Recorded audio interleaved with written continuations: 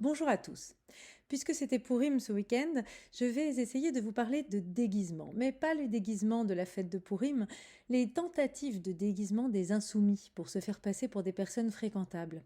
Alors on commence avec Ercilia Soudet qui endosse le déguisement de la militante qui se bat contre l'antisémitisme en soutenant Emma Rafovitch.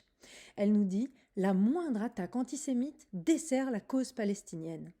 Alors on ne sait pas bien si le sous-texte c'est si ça ne desservait pas la cause palestinienne, ce serait ok d'être antisémite, ou bien si c'est faites attention et faites semblant de ne pas être antisémite, mais en tout cas, c'est un très bel aveu. Il y a aussi l'éminente Rima Hassan, qui écrit, toujours à propos d'Emma Rafovitch, si j'avais un oncle porte-parole d'une armée palestinienne qui justifiait la mort de civils israéliens dans chacune de ses déclarations, je peux vous assurer que je serais disqualifié d'office. Alors d'abord, Olivier Rafovitch, l'oncle d'Emma, ne justifie pas la mort de civils dans ses déclarations, mais passons. Malheureusement pour Rima Hassan, elle a un père qui travaillait pour l'armée de Bachar el-Assad, mécanicien dans l'armée de Bachar el-Assad. Et donc effectivement, son déguisement à elle n'est vraiment pas le bon.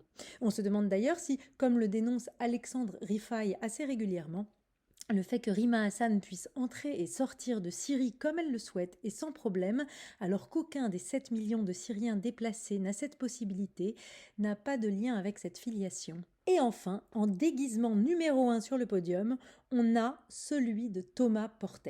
Thomas qui nous sort le déguisement du cyberharcèlement de la victime, alors que c'est lui qui, quelques jours plus tôt, avait incité à un cyberharcèlement envers un Français juif au motif qu'il aurait commis ou justifié des crimes de guerre commis par l'armée israélienne.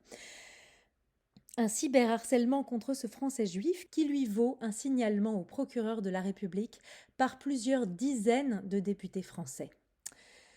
Allez, bonne semaine printanière sur RCJ.